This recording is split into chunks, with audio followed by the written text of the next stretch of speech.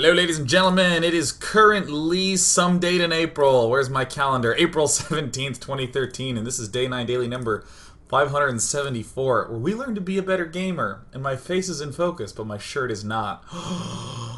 Forever be distracted, eyes. Oh, glory. In today's daily, it's going to be real simple. We're going to look at 4 games between TLO and Kas, and just blast through with the analysis. Stuff I like, stuff I don't like. Yesterday was quite in-depth, a lot of pausing, going through that. Not a lot of pausing today. We're going to warp speed through a bunch of games, because I just want to look at a bunch of games. My computer slash encoder will probably crash at some points. Whatever. Very exciting news. My house somehow has come under duress from flute fries. There's flute fries everywhere, all over the house, constantly fluting and flying. And we don't even own any fruit in the house, so I don't know what they're into. So we're trying to figure out ways to get rid of them. You might even see little dots moving around the room. It's fruit flies. There's actually no food in my room other than this coffee. So maybe if they really want to get jacked up, hop into this tabletop thing, and I will drink it. Ew, I didn't have to say that. It's a little bit gross. I don't care. I'll drink an insect. I did hear, yes, Little Big 11 in the chat, telling me a trick. Here's the trick I've learned for dealing with fruit flies. If you drink half a bottle of red wine and you leave it open, you go to bed, you wake up the next day, every fruit fly in the house will be in there. So you cap it and you throw the bottle away. Done. Pretty cool, right? It's exactly how it works if in your house, other than fruit flies, you also have an anthropology student. Not that funny, but very true. An incredibly accurate joke. How did she fit all the way inside of that bottle? Wow. Alright, let's... You take that, anthropology majors. I'm playing BioShock on Friday. After Hours Gaming League. B-League Finals are tonight after the show. This is not the A-League where it's Master and Grandmaster. This is the B-League, where the only reason these players are here is enthusiasm. It's going to be Raytheon versus Twitch TV in a best of 7 that was played out of order. This is all the information that I know. I'll figure it out as we go live after the show. Let's hop into this game. Here's game number 1 of the 4 games we want to watch of Kas down in this here bottom right. And TLO down in this side over here. Oh god, this is embarrassing. Oh. Alright, let's start up. Newkirk City. The big thing I'm noting is there's not a lot of neat, nifty angles to work at as Terran. So as a Terran player, I'm going to be thinking a lot of things like dropping along the top and back here is probably one of my only angles, and dropping along the bottom and like this is one of the only angles. If I'm aggressive enough, the fact that there is this really narrow entranceway here can almost be ignored, but I kind of want to go mech or hyper-aggressive. Standard tank pushes also seem really, really, really strong. I can't be kind of aggressive is I guess the way I'd put it, because it's really easy to just block off everything as the Zerg buddy. As Zerg, I'm probably thinking that I want to be getting up a lot of bases, and then probably something Broodlord based, just because again it's a straight push angle. I don't think Ultralists are nearly as effective versus Terran on this map. Now that I've given all that feedback, this game is just weird. This is one of the weirder games I've ever seen. Why do I speak in hyperbole? This is not one of the weirder games I've ever seen. This game is odd. Maybe it makes like top 400, and no one reads top 400 lists. Rolling Stone magazine. Seriously, this game is just kind of interesting. Little funkiness in there, but if you want to really see the weirdest games you'll ever see, I suppose you should watch the After Hours Gaming League B-League match after tonight. Alright, let's rock out. Alright, so Ripo is coming up. There's some cute scouting tricksies that you can do. Like, if you can pop by the refinery with a drone and see it's only mined 25 gas, but you also see this barracks lit up, you can be like, oh, he's building a marine because he hasn't mined enough gas. But that trick is not... It's not really that useful. What's more useful is seeing no marine and a still lit barracks at around 340. So, alright, Zerglings, head on out. Go, go, gadget Zerglings. This is like a very TLO-esque move. To just do these like crazy move outs. He will lose 2 Zerglings, but I mean, You'll note that there is absolutely no attacking Reaper in sight doing anything noteworthy. I think TLO's doing the smart thing and really trying to get a sense if there's an expand up here or something else. And I think Kas is equally smart in being cautious with his Reaper. So I think this is a pretty typical looking opening. Yeah, gonna do a little bit of containments. But in my eyes, if I were Terran, I'd be a little leery at this point, because I'm like, well, I don't really know if Zerg's coming up with some sort of huge roach push. Normally, roach pushes would start being produced now. I'd probably want to build a bunker pretty soon. TLO is not doing a super fast roach push. He's just doing a kind of, at some point I'll roach push, sort of roach play. So I think this is a pretty cool play from TLO. TLO does a lot of this. Most of the time when people go for this sort of 4-queenie type play, it's like a statement of, I want to spread the creep up to here, or up to wherever my third is, so I can get my spire on 6 gas. But TLO's really slick about doing this sort of roach-based thinginess. And you'll note that TLO actually canceled the layer. I don't know how much of a fan I am of that. I don't know how much you gain. I mean, I think 4 more roaches is not nearly as good as a faster layer. So I was kind of like, meh, upon initially seeing that. And then all of a sudden, TLO does the surprise attack. I'm really not a fan of surprise attacks against someone who is going Hellion. It's just so easy to answer. Because there's really, I feel like there's really one of two things that's going on in the Terran base. He's either going to be getting, with a barracks with Tech Lab, getting Marauders. He's either going to have the factory with the Tech Lab, so he'll be getting tanks. Or he's getting a Banshee with Tech, or Starport with Tech Lab. So this sort of delayed push is not good as pressure. This has to be a huge attack, because he's going to have a good answer to Roaches. And we see, here is one good answer. So I was feeling kind of like, meh. Some Widow Mines is also another boosted HOTS alternative. So I was like, meh. I was like, yeah. So I mean, I guess the Banelings are okay, but I mean, if I'm TLO, I'm like, oh god, I gotta kill him here. I gotta do some game-endingly scary damage. And there's a lot banking on this too. I mean, the fact is that we don't know if he's gone third command center. I mean, he could very well have like just thrown down 2 more barracks very early and will have us crushed. So when I was watching this, I was like, TLO. I mean, TLO is one of the people who I would credit as being smart enough to have a meta read. Like, oh, Kas, you're the sort of fellow that loves early thirds. On this map, I think the 2 base pushes are great. So an average Terran fellow would likely do that. TLO does do some baller tactics. This Overlord waltzed up and soaked up a Widow Mine shot, which means it's time to Baneling it up. Kablooey. So I think of the number of situations that TLO could be faced with. This is one of them. One of the minority ones. Oh, that was so cool. Look at that physics. This is one of the few cases where TLO is actually going to be able to break in and do some considerable damage. As we can see. Oh god, did I restart the replay? I can't believe I've done this. Alright, there we go. It's good now. It's good. Everyone needs to calm down. It's fine. I fixed it. So yeah, this is kind of what I mean by like I kind of want to get the layer up. So I was feeling less than enthused at this point in the game. Because I think now that TLO's getting this layer up, I think that makes sense. In my eyes, probably the most, sensible follow-up, assuming that he's gotten Zergling speed. Yeah, he has gotten der Zergling speed.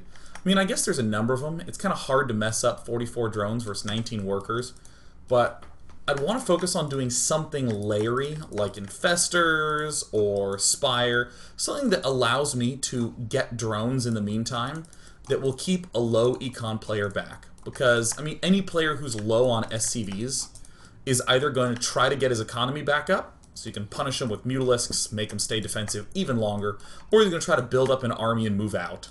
and he's going to have nothing back home. I mean, there's just so many leads we can do. Probably Ling Muta expand would be, I think, the most reasonable one. I mean, we already have the Baneling Nest. We can just plop out the speed on that one asapidly. TLO does something that I'm kind of like, about. He goes Nidus Network, and I didn't like this. I didn't like this. This is something I was not a fan of. I was really not into this. Now, again, as a meta play, I guess it makes sense, you know. If I have a really good read and I know Kas really well and I know he's going to be trying to move at it weird times and I can hit him with my Nidus Network, that's fine. But I think for no other reason than that is that appropriate. Oh, except one. There is a sweet thing that comes out of this. Yeah. And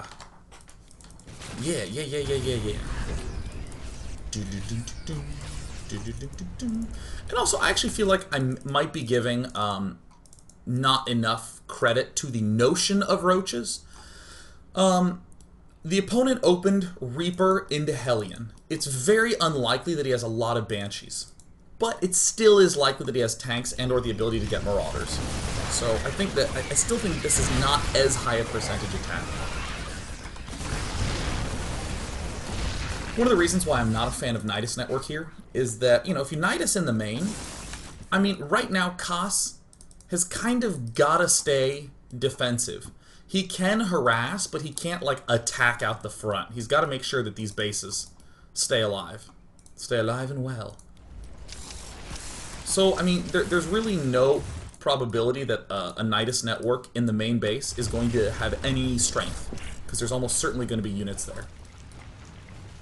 Now, outside the front, I think is okay, as long as the creep is spreading all across the thirds to shut those down to get a long-term advantage. But this, I thought, was quite clever. This thing is very clever. If we do want to focus on a Roach Hydra mid-game, I mean, you even heard me say, well, you could go Mutas, you could go Roaches. I'd probably go Mutas and drone up here. Sure, you can still go Roaches, but how the hell do you fend the disparate base spread on this map? Well, easy. You have the Nidus Network in your main and a Nidus Worm at your expo, and another Nidus Worm where you want to attack. So that way you can do stuff like this. And then say, oh my gosh, there's an attack. And then bounce right on back. So this was like super cool. And then look, oh, I will hit your expansion. And then come on, puke him out. Get the pukings. Come on, puke him out. Oh, this is so theoretically clever. Oh god, in theory this is brilliant. He has theoretically had this completely defended by that Nidus Worm.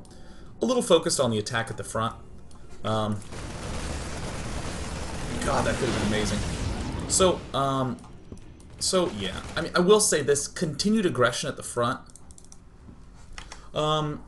There's this concept that I feel like is fundamental to analysis in any matchup at any point. I was recently looking at a friend's PvP game, and he said, I saw my opponent with 2 gas geysers. So, whoops, dropped my pen. I'm gonna need that for twiddling. Oh, it's much better. Oh. As desired. What are we talking about? So here's a bit of analysis that I think is sort of toxic and slips in all matchups. My friend was gave me a PvP game to look at, and he scouted his opponent, who was building 2 gas geysers early. And he said, okay, well, I saw my opponent going gas, so I figured that he was doing a tech-based build. And then he went for 4-gate. So I ended up losing.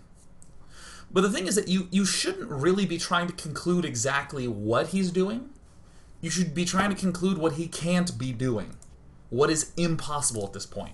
So for instance, if your opponent goes for very, very swift 2 gas as a Protoss, then he cannot go Zealot Stalker early on. He can go Zealot Sentry or no Zealot and then Stalker, but he can't get both the Zealot and the Stalker because that's a lot of minerals that he's already spent on the gas geyser. Ta-da! Or, for instance, if a player goes for barracks with a Reaper and then expands, he can't have a bunch of barracks somewhere else because he's spent money getting the early gas geyser to get the Reaper.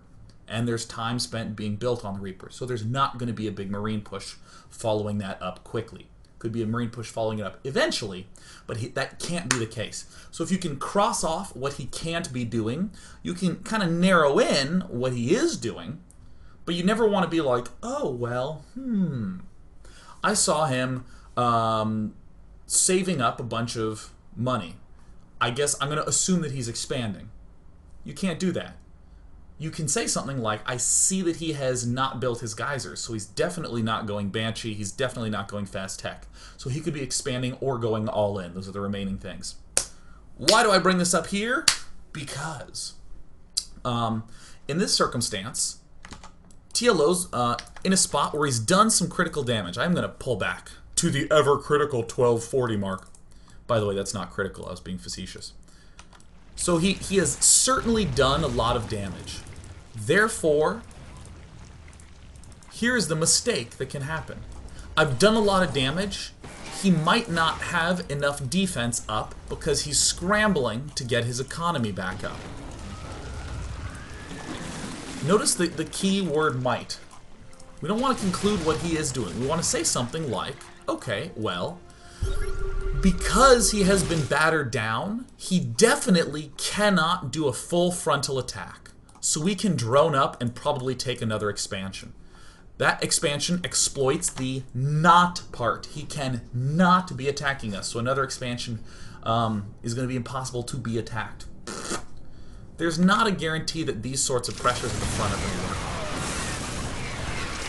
That's loud all of a sudden. Let's crank that down. The good old rewind volume up trick. Yeah, I mean, he might not be able to do that. And again, I'm sort of thinking, yeah, okay. Like, don't get me wrong.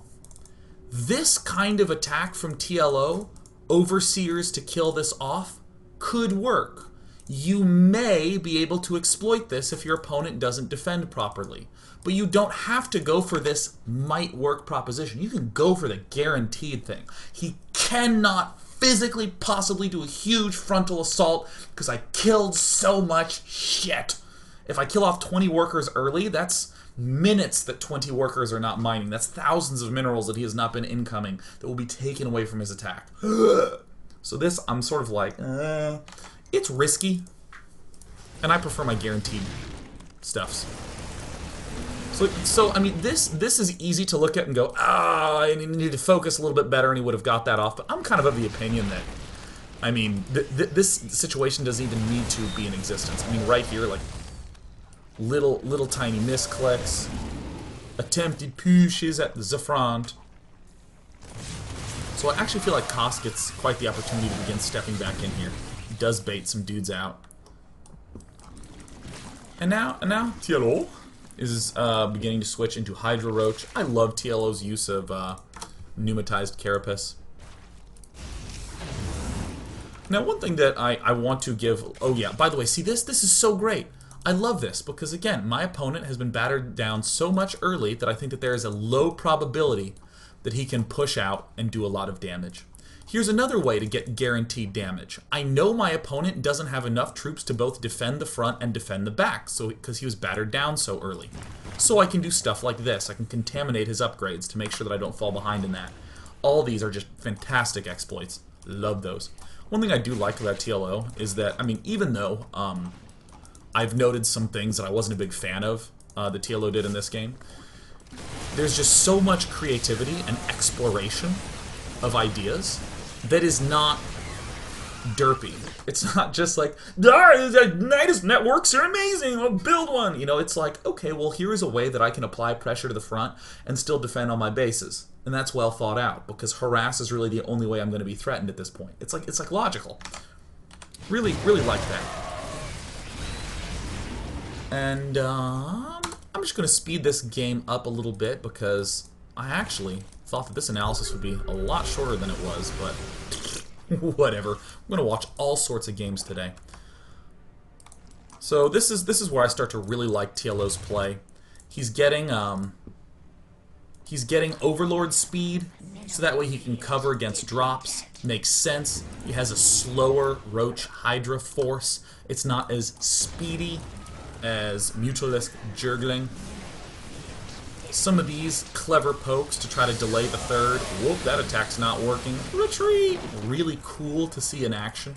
Great way to apply pressure and still have open retreats.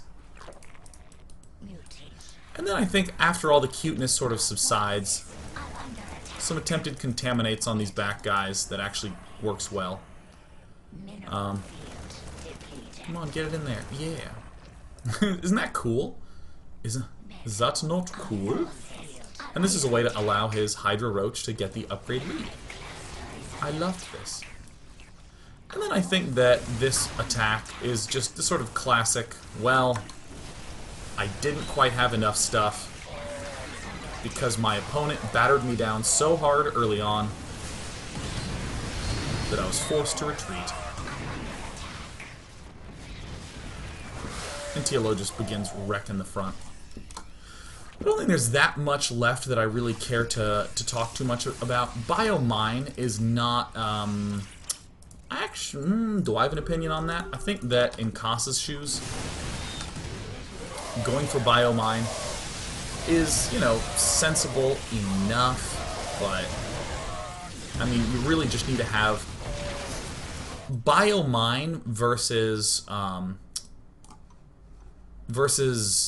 Ling Mutalisk gets a lot of value out of the Marines and the Mines. And against this sort of Roach Hydra force, you get a lot of value out of the medevac counter drops because it's harder for this to be in multiple locations. And for an example, you can watch Stefano versus someone, was it Innovation? Maybe?